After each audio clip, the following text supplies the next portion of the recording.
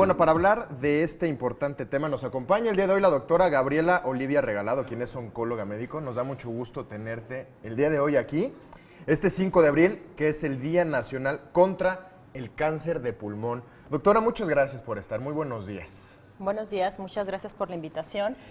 Y en efecto, hoy se conmemora a nivel nacional el Día contra la lucha contra el cáncer de pulmón, por ser una de las enfermedades neoplásicas más frecuentes y también más mortales. Y es el primer día. En realidad no existía un día como para realizar esta conciencia, ¿no?, de lo que es el cáncer de pulmón. Y ahora este 5 de abril del 2018 es el primer día. ¿Por qué se escogió esta fecha? Así es el primer día que conmemoramos a nivel nacional. Y esto se conmemora porque fue uno de los días en donde se realizó una de las primeras cirugías exitosas respecto a un paciente con cáncer de pulmón en una etapa temprana, y el paciente actualmente se encuentra en curación. Por eso se escoge un día para conmemorarlo y bueno, para hacer concientización sobre lo que es el cáncer de pulmón y cómo podemos combatirlo. Y justo en ese punto ya me quiero meter porque es muy importante. Ya sabemos las estadísticas, como dice también Enrique, pero entonces, ¿cómo lo prevenimos? El cáncer de pulmón, así como todas las enfermedades neoplásicas, son genéticas. Entonces, lo que tenemos que prevenir, sobre todo aquí, es todos los factores de riesgo ambientales que nos pudieran llevar a tener una acumulación de diferentes mutaciones y que podamos desarrollar un cáncer. En el cáncer de pulmón, en el 95% de los casos, el tabaquismo es uno de los principales factores de riesgo, por lo cual los métodos de prevención se basan en suspender el tabaquismo, es decir, una lucha contra el tabaquismo, saber que no solamente el tabaquismo puede ocasionar muchas enfermedades crónicas que son cardiovasculares, o enfermedades pulmonares, sino que también en el caso del cáncer de pulmón es el factor de riesgo más importante. Claro. Bien nos comentabas tú que esto también podría ser o puede tener parte genética, ¿no? Pero si nosotros fumamos, pues evidentemente vamos a detonar, ¿no?, mucho más rápido este padecimiento. Pero nosotros podríamos saber si en realidad traemos eso en nuestros genes para entonces de una manera pues mucho más prematura prevenirlo. Claro, solamente un 6% de los cánceres se asocian a genes que heredamos y que podamos desarrollar un cáncer. Es muy poquito, prácticamente el resto del 94% de todos estos genes no sabemos bien si alguien va a poder desarrollar cáncer de pulmón o no.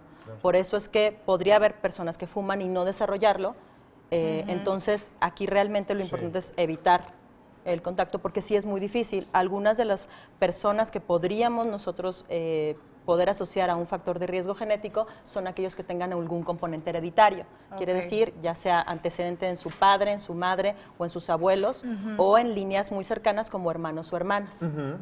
¿Y hay algún otro tipo de riesgo, algún otro tipo de causa que puede detonar un cáncer de pulmón? Así es, no solamente el tabaquismo, que es el factor de riesgo más importante, que incluye el tabaco también, o pipa, puro, todo esto, sino que también algunas exposiciones a medio ambiente o materiales de riesgo industriales, que son desde gas radón, que son asbestos, níquel, cromo. Entonces, todos estos trabajadores o personas que se dediquen a esta industria, también es muy importante que siempre utilicen mascarillas, que se deben determinar en cada labor de trabajo para que podamos tratar de tener una mejor prevención. Oye, yo tengo una duda. Yo, de repente, estando en eventos sociales, he visto que la gente o los jóvenes, las nuevas generaciones, no fuman tanto como las de mi edad o más para arriba, ¿no? Ya hasta lo ven mal, ¿no? Ya antes era como, el fumar era, pues, para entrar, pertenecer, es una moda. Ahora ya te ven y lo ven como algo que no está agradable, ¿no? ¿Por qué entonces seguimos con estos niveles tan altos de cáncer de pulmón en nuestro país? Porque todavía esto lleva un proceso de años.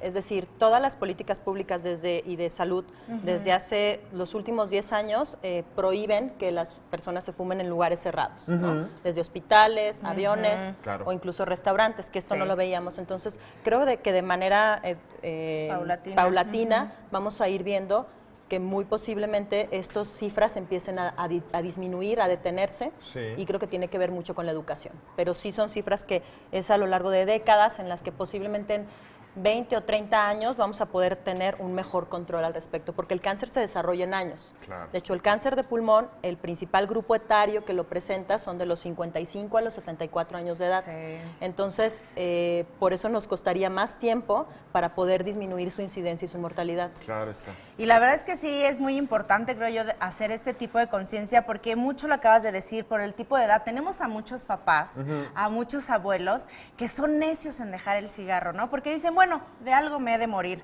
Pero hay que decirles también que no es fácil, no es como de un día para otro, se les sufre mucho, o sea, se le da, es un tratamiento muy, muy pesado y sobre todo también para los familiares. Yo creo que sí hay que hacer mucho el hincapié de que dejen el cigarro, ¿no? Que aunque lo hayan hecho durante mucho tiempo en su vida, es importante para una mejor calidad de vida e inclusive una mejor presentación hacia la muerte. Claro. Así que bueno, la verdad, doctora, muchísimas gracias por haber estado aquí. De verdad es que es importante saber todo esto y bueno, que ya sabemos que tenemos un día para luchar, ¿no? Para hacer conciencia sobre todo esto. Muchísimas gracias.